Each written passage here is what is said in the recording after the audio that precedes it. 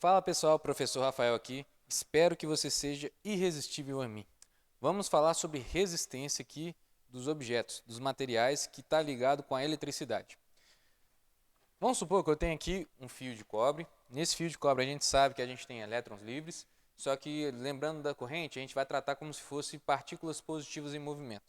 Se eu aplico ali um polo positivo e negativo, eu sei que eu crio um campo elétrico nesse sentido, e toda vez que eu crio um campo elétrico, eu tenho um potencial maior aqui, um potencial menor aqui, e toda vez que eu tenho diferença de potencial, eu tenho deslocamento de carga. Então as cargas positivas estão indo do maior para o menor potencial, só que durante esse movimento dessas cargas, que é a minha corrente, e o sentido dessa corrente, nesse caso aqui, está da esquerda para a direita, durante esse deslocamento, essas partículas positivas irão se esbarrar nos átomos de cobre, porque é tudo constituído, o cobre, o fio é todo constituído de átomos. Então, durante esse movimento, há essa oposição, há uma resistência a essa corrente. Essa resistência, então, é uma característica que está lá, não tem como fugir. Os elétrons aqui, no caso, né, as partículas positivas, elas não conseguem se desviar delas dessa forma. Elas vão colidindo com todo átomo que se encontrar, até entre elas mesmas. Mas durante esse movimento dessa colisão, cria-se então, ou a gente consegue medir essa resistência à corrente que está acontecendo ali.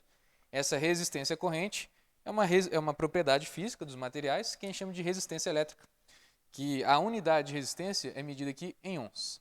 Então, todo material, principalmente aqueles que são bons condutores, possui ali uma resistência própria, ou aquele tipo de equipamento e tudo mais. Resistência, então, é algo que impede a corrente. Quanto maior for essa resistência, mais difícil a corrente está ali para se movimentar, se deslocar e tudo mais. A resistência, então, para ela existir, só precisa existir o material. Mas ela aparece ou ela se deixa manifesta, ou fica muito claro ali a existência dela, quando há uma corrente. E a corrente só existe quando se aplica aqui uma diferença de potencial. Então há uma relação entre essas três grandezas físicas, de tensão, diferença de potencial, a resistência e corrente. Umas coisas, uma atrapalha a outra.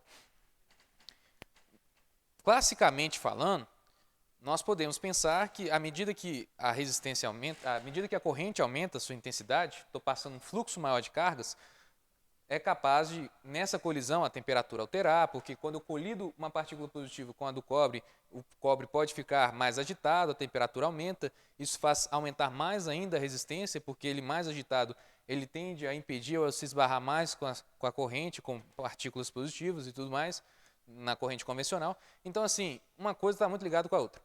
Mas para a gente padronizar e deixar de forma simples para a gente aqui do ensino médio, nós costumamos utilizar materiais que seguem a leis de Ohm. Leis de Ohm é quando eu tenho uma relação simples entre tensão e corrente, através de um gráfico.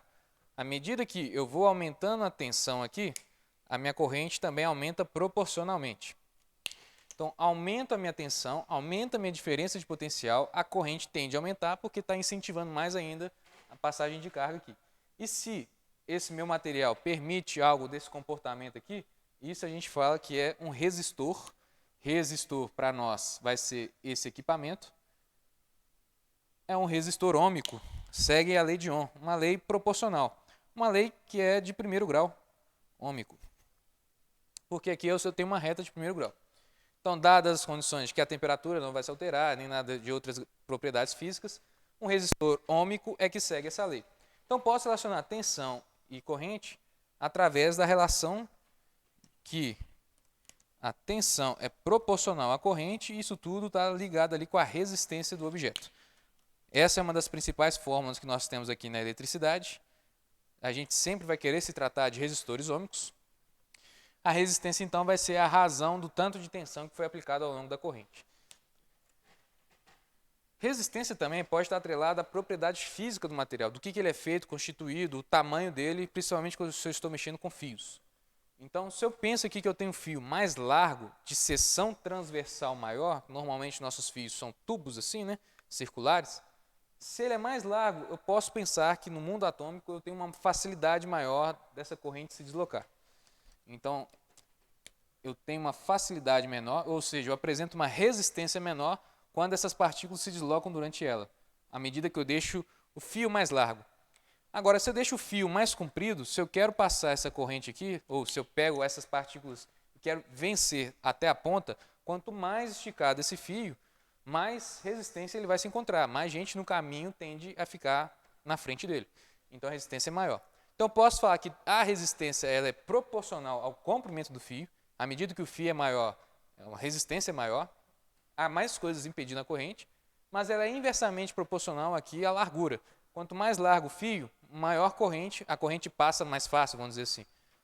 Eu posso relacionar isso tudo na segunda lei de Ohm, que me diz que a resistência ela é proporcional ao comprimento, medida maior, maior resistência, e inversamente proporcional à seção transversal ou à largura do fio, normalmente.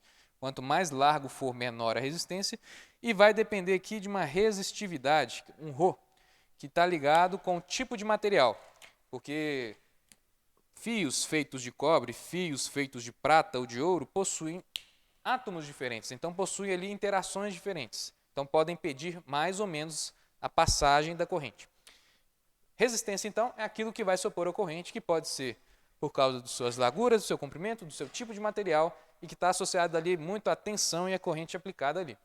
Beleza, pessoal? Até a próxima, então.